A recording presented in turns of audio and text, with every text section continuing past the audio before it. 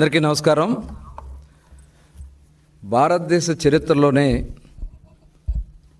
ఏ రాజకీయ పార్టీ కార్యాలయాలపైన దాడి చేసినటువంటి చరిత్ర ఎక్కడా లేదు. మొట్టమొదటిసారి అయ్యా జగన్మోహన్ రెడ్డి గారు ఒకసారి వినండి.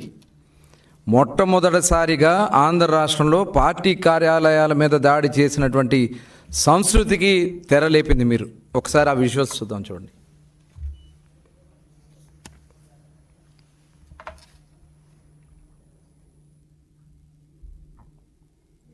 గన్నవరం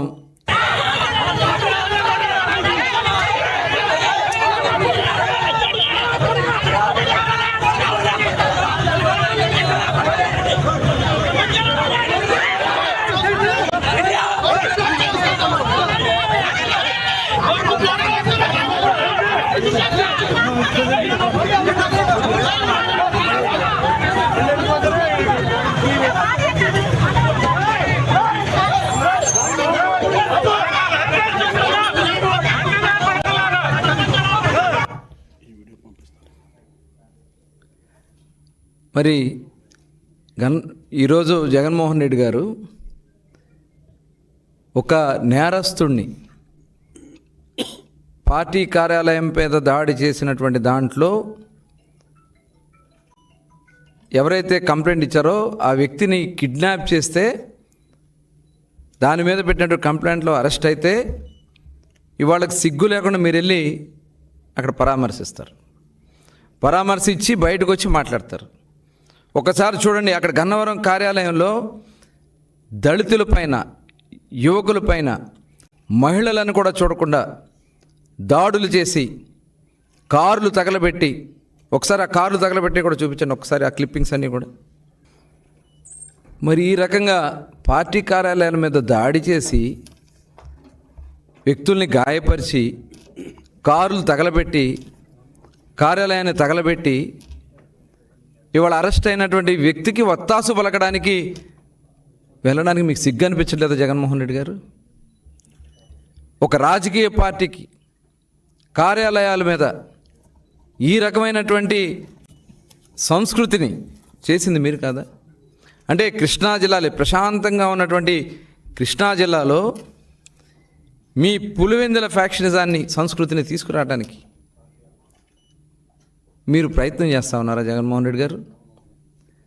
ఎంతోమంది మేధావులు పుట్టినటువంటి గడ్డ స్వర్గీయ అన్న నందమూరి తారక రామారావు గారు, జెండా రూపకర్త పింగళ వెంకయ్య గారు, కాశీనాథుని మల్లికార్జున గారు, నాగేశ్వరరావు గారు, చంద్ర రాజేశ్వరరావు గారు, పుచ్చలపల్లి సుందరయ్య గారు, అయ్యదేవర కాళేశ్వరరావు గారు, ఇలా అనేక మంది సంఘ సంస్కర్తలు, మేధావులు జన్మించినటువంటి ఈ కృష్ణా జిల్లాని ఒక దిగజార్చే విధంగా, ఒక రౌడీ మూకలతో దాడులు చేపించి దిగజార్చే విధంగా చేసింది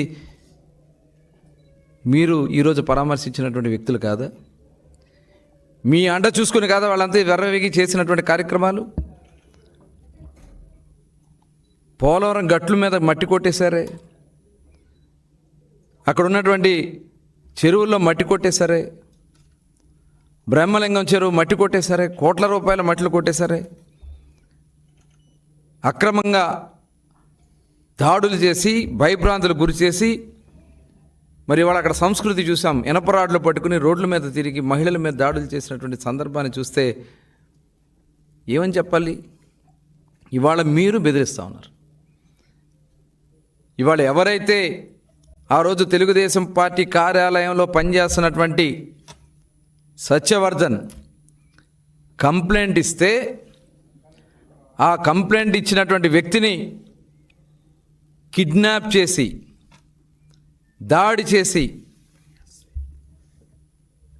సొంతంగా ఆయన కారులోనే ఎక్కించుకుని ఆ ఫుటేజ్లన్నీ ఉన్నాయి. ఒకసారి ఆ ఫుటేజ్ కూడా ప్లే చేయండి. వంశీ గారు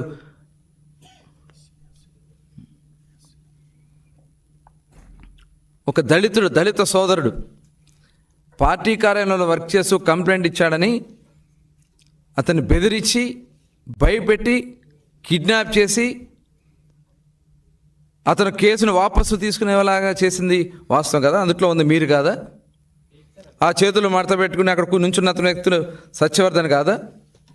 అతను ఎదురుగా ఉండి బెదిరిస్తుంది మీరు కాదా? అది మీ ఇంటి దగ్గర ఉన్నటువంటి లిఫ్ట్ కాదా? హైదరాబాద్ అండి. ఇదంతా చేసి మీరు ఇవాళ సాక్ష్యాలతో సహా బట్టబయలు బయట దొరికితే మీరు పోలీసులను బెదిరిస్తారా? అంటే ఇవాళ నిష్పక్షపాతంగా విచారణ చేస్తూ ఇన్వెస్టిగేషన్లో ఉన్నటువంటి అధికారుల్ని గొడ్డలు తీస్తానంటారా? గొడ్డలు తీసి నిలబెడతానంటారా? ఏంది జగన్మోహన్ రెడ్డి గారు మీ సంస్కృతి, మీరు మాట్లాడే విధానం? అంటే ఇవాళ ఒక ఇన్వెస్టిగేషన్ సాఫీగా జరుగుతున్నటువంటి ఇన్వెస్టిగేషన్ని అధికారుల్ని భయపెట్టడానికి ఇవాళ దీని మీద కూడా కేసు పెట్టాల్సినటువంటి అవసరం ఉంది. ఒక డ్యూటీలో వర్క్ చేస్తున్నటువంటి ఒక ఇన్వెస్టిగేషన్లో ఉన్నటువంటి కేసులో జైల్లో ఉన్నటువంటి వ్యక్తిని పరామర్శిస్తాకెళ్ళి బయటకు వచ్చి మీ గుడ్డలు తీస్తాను, మీరు ఎక్కడున్నా తీసుకొచ్చి నిలబెడతానని చెప్పి ఒక బాధ్యత కలిగినటువంటి వ్యక్తి, ఒక మాజీ ముఖ్యమంత్రి మాట్లాడాల్సినటువంటి మాటలేనా? ఇవన్నీ కూడా ఇవాళ రాష్ట్రాన్ని సర్వనాశనం చేశారు 5 సంవత్సరాల పాటు. ముఖ్యంగా కృష్ణా జిల్లాలో ఒక రాజకీయ చైతన్యం ఉన్నటువంటి జిల్లా, ఎంతోమంది మేధావులు ఉన్నటువంటి జిల్లా, ఇలాంటి దుర్మార్గులందరూ కూడా చేరి జిల్లాని సర్వనాశనం చేసి ఇవాళ పైగా వచ్చి మీరు ఈ రకంగా మీరు వాళ్ళకి ఒత్తాసు పలుకుతూ ఉంటే ఇది చూస్తూ ఊరుకునేది కాదు.